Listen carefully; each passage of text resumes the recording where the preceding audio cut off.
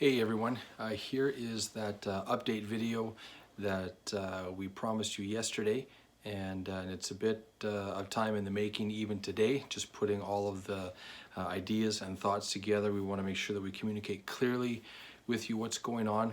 But before we get into all the things that are happening around here at the church building and with us as staff, I just want to let everybody know that these measures that we're putting in place are just simply to follow what our provincial government is outlined for us as a faith community. And even though it feels like a lot of bad news, I just want to emphasize a few things to try and help keep us in the right frame of mind. And one of those things is we are still very, very thankful that we get to meet together.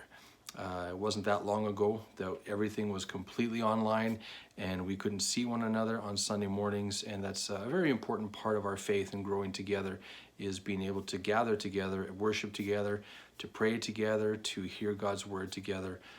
So even though it feels like there might be some steps backwards with some of the new measures from the provincial government, it is still a great thing that we get to meet together.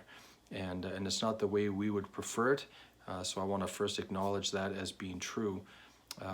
But I am very thankful that we still get to meet together and that we still get to see your faces in the chairs. I know that some of you are going to make the decision to worship at home and to be at home during these heightened measures for various reasons. And we honor that, and we want you to know that we love you and we're praying for you.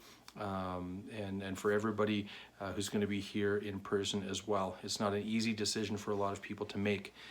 So we understand that even on your end, as people who love being here and being connected and involved, it's not necessarily an easy decision to make. So we don't want to take that lightly, but we do want to communicate clearly that we are still happy to be able to gather together, and that these measures are a short-term measure. And of course, you know, if you heard Premier Kenney's address or even clips of it, it's certainly not anything that they would have wanted to put into place. But it's the reality that they face as those in leadership to try and govern well. And so this 3-week time frame is an evaluation time frame, and hopefully in 3 weeks they're able to say with confidence that everybody can enter the rest of Christmas season being able to engage in a more free and open kind of way. So we do want to wait patiently and see how this goes, understanding that the measures that are currently in place, both provincially, but even for us as a church family, that this is a 3-week window. And again, similar to the last 2-week window, once 3 weeks is done, there's more reevaluation and then going on from there. So I do want to also acknowledge that it is difficult for many to face uncertainty or to not know where this is going or how it's going to turn out, how long this is going to last, whether the measures will become worse or better over time. We feel for you. We are concerned with you, and this is not something that we're taking lightly, but we do want to do our part, and we are praying for you, and we're praying for one another during this season. So we're behind you, and if we can support you in any way, please be in touch with us, and we would love to do anything we can to help you through these days, especially with these new measures. So with that in mind, I'm going to communicate with you what we are doing as a church, as church leadership, in terms of Sunday morning, in terms of our building, our ministries and programs. Some things are going to look and feel the same, and other things are going to look and feel different. So I'm going to be as clear and concise as I can. And if after the explanation is done you still have questions, feel free to watch the video again just to try and catch something again. And if you have any other questions at all that can't be answered by just kind of listening in again, please feel free to contact us. We'd love to try and explain to the best of our ability why we are where we are. And we're going to hopefully find common ground to move forward together. So with that in mind, here are the things that are currently happening here and that are going to be in place for the next 3 weeks and until the reevaluation period for the provincial government. So on Sunday mornings, when you enter the building, it's going to look and feel a little bit different. So here's how that's going to look. The front door is going to be opened for you. One of the things that is highlighted in sort of these new measures is trying to eliminate as many of the common touch points and obviously door handles and things like that are a very common touch point for many people to touch in a short amount of time, especially in church on Sunday morning. So we will have a couple of assigned people who will just simply open the door for you, and you can enter into the building and not have to worry about opening the door with your own hands. And we're just asking people, just sneak in. We don't want to draw a lot of unnecessary attention to it. It's just our way of trying to eliminate any more possibility of any potential spread of the virus. So the door will be open for you, and you will enter in. And as you enter, you will be asked by those who are greeters, sort of just between the vestibule and the foyer there, if you have any of the COVID symptoms, and if you do, you'll be asked to not enter the building and to join our online stream of the Sunday service. We're making the assumption, and I don't think it's an unreasonable assumption, that if you already have any of those COVID-19 symptoms, that you're already going to be at home just as a precautionary measure. I'm not here telling you what to do if you have symptoms, but we're hoping that you have made that decision prior to coming to church on Sunday morning. So if you need to contact the alberta.ca website just to look and find what that list of what those symptoms actually are in preparation for Sunday morning. We're assuming that if you come on Sunday morning, it's because you don't have symptoms and you feel freedom to come Sunday morning. But we're going to do our due diligence and ask those questions anyway, and that's how we're going to respond. So if the answer is no, obviously you'll be allowed to enter in and to proceed with the hand sanitizing and everything else and finding your seat in the sanctuary. But if you do have any of those symptoms, we are going to kindly and lovingly ask you to not come in and to try and tune in online. Also, when you enter, there is a voluntary sign-in procedure. Part of this is just a tracking effort that if there ever were to be a case of COVID at or through Stettler Alliance Church, then we have accurate records of who has been here. And just to let you know, to sign yourself in is a completely voluntary act on your part. We are not requiring you to do it. We want to do our part and keep as good of record as we can, just in case something does happen in or through our church family. But you'll be explained this at the door. It is voluntary, and those sign-in records will be held for a period of 4 weeks from the time of that church service. So from this Sunday, we'll keep records of this Sunday for 4 weeks ahead, and then those records will be destroyed. And if at any point they are needed by the provincial government to track who has been in contact with who, in the case somebody does contract COVID-19, then we have those records for their disposal. Also, as you come in, you'll notice one small change. We've taken the one table that was both for our offering and as a hand sanitizing station. We've separated that now, so towards Keely's office in the entryway, we're going to have a separate offering table, and over towards the sanctuary side of the foyer, we will have two separate hand sanitizing stations. The effort here is just to avoid congestion near the front door area, so people can filter out and spread out as they need to. The goal is to minimize as much close contact as possible during the church service. So we're just facilitating that by having multiple tables for hand sanitizing and a separate station for offering.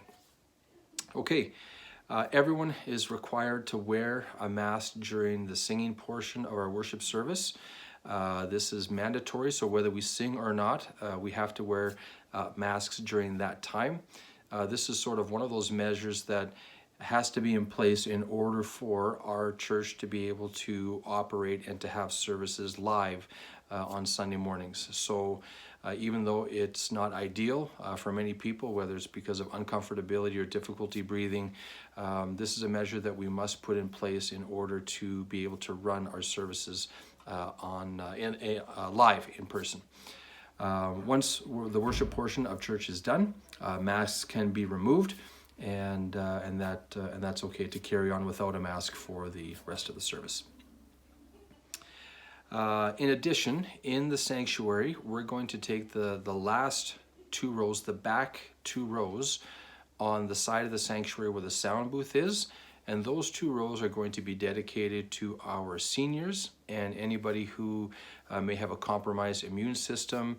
To be at the back, of course, there's less airflow moving forward, and so it's just sort of one extra measure to try and care for people who are making a decision to come and be with us live.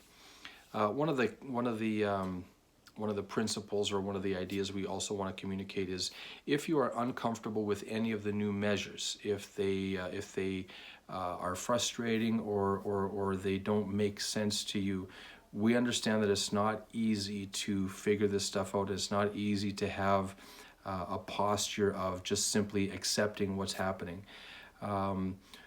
We're asking, if you are uncomfortable with any of the measures, or if you're uncomfortable wearing a mask for worship, because it is mandatory, if you fall into that category, we honor you for where you are, but we kindly and lovingly ask you to tune in online. We don't want to create any unnecessary division or tension within the service because somebody doesn't want to wear a mask or can't wear a mask and then doesn't during the service. Unless you have a medical note saying that medically masks are harmful for you, and in that case you are welcome to be here and to worship as you are. But we just don't want to create any unnecessary tension or division. So if there are touch points on these things that are difficult for you to process in this time, we honor that. And if that means that you worship with us online, we welcome you to join us that way. It's not our intention to push anybody away, but we don't want to force anybody to be here with us in person if any of these measures are personally uncomfortable or frustrating. So that's one of the great things about the online piece, is we can connect with you that way, even though it's not ideal. We'd rather connect in person, but we want to honor you where you are, but we do have to do our part as leadership and as a church family to honor what's happening with the regulations. So that's just a word from me to you. We will also try and have as many chairs as we can set up in the foyer, because what we're asking, again, because of the social distancing and because of the heightened measures, even in our own area, we want to crack down on how the seating happens in our chairs. So because of the heightened restrictions province-wide, we're not allowing cohort groups to sit together on Sunday morning, very similar to the social gathering policy that applies to everybody in the province. We're asking for families only to sit with their immediate family, and that's members of the same household, to a maximum of 7 people per row. Our rows have 10 chairs, and we've measured that the distance between 2 people, in order to be the minimum social distancing measure, is 3 empty seats. So with 10 seats minus 3 seats, that means 7 seats per row can be occupied. So you could have a family of 7 occupy 1 row, and that's fine, or 6 and 1, 5 and 2, or 4 and 3. But the total number of people per row can't exceed 7 people, and it has to be only a maximum of 2 families per row. So if we could ask you to cooperate with that and just sort of be aware of how many people are in a row that you are wanting to sit in.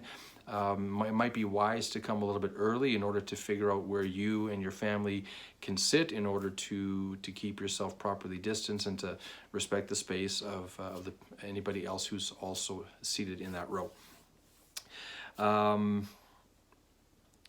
In regards to coming in and leaving the building, of course, the front main doors are our entrance doors, and they will continue to be so. However, when everybody exits the building, we're asking everybody to take advantage of one of our 2 dedicated exits. One dedicated exit is the double doors that are connected to the Kingdom Heart Cafe. So that is one of our exits, and the other exit is the back door. So we're trying to keep traffic flowing in a singular direction, so entering through one set of doors and being able to exit through either of those 2 sets of other doors in the church building. So kind of one directional flow, similar to the sanctuary, in one way and out another. We're doing that with the entire building, in through the main doors and out through those other 2 designated exit areas. If you are someone who takes advantage of some of the publications we have here. We have our Daily Bread on hand. We have our Alliance Connect magazine.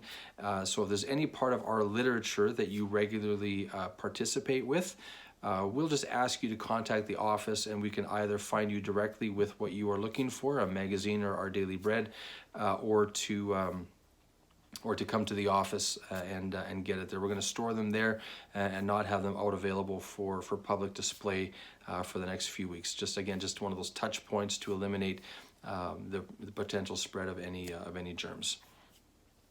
We're also placing a handful of new signs around the church, just some of the signage that we're being asked to put up as a public meeting place. And so take a note of the signs that are up around the church. And if it's a sign that you haven't seen before, please just take a minute and have a look through it and have a read. It's basically common sense. If you have been tuning into any of the regulations and how those have been progressing and changing, there won't be anything new with those posters, just hand washing, social distancing, and all of those things. So if there's a sign that you haven't seen before, just quickly take a look at it, just so that you are aware and up to date with what is happening today. So in the case of, I'm just going to double check and make sure I caught everything. Yep, we are good. So if after 3 weeks, if things change with the provincial government and they either enhance the restrictions again, or if the municipality of Stettler falls under the enhanced measures category. So right now, because Stettler has 3 active cases, that is well under the 50 cases per 100,000 threshold to be considered an enhanced measures area. We are not at this point an enhanced measure area, although some of the new restrictions do apply to us that are mandated province-wide, and so we've outlined what those mean for us in this video here. So if we do become an enhanced area, 2 things that we will change for sure, and probably others, but these are just 2 that we would make you aware of just in case our local status changes in terms of what kind of a region we're categorized as. The first thing is that we would move to 2 services, simply because if we become an enhanced area, we would be limited to 1/3 of our average attendance in order to be able to conduct services, which for us is about 50 people. And we've been having more than 50 people regularly at our worship services. So we would split and have 2 worship services, and most likely ask you to sign up for one service or another, just so we can track those numbers.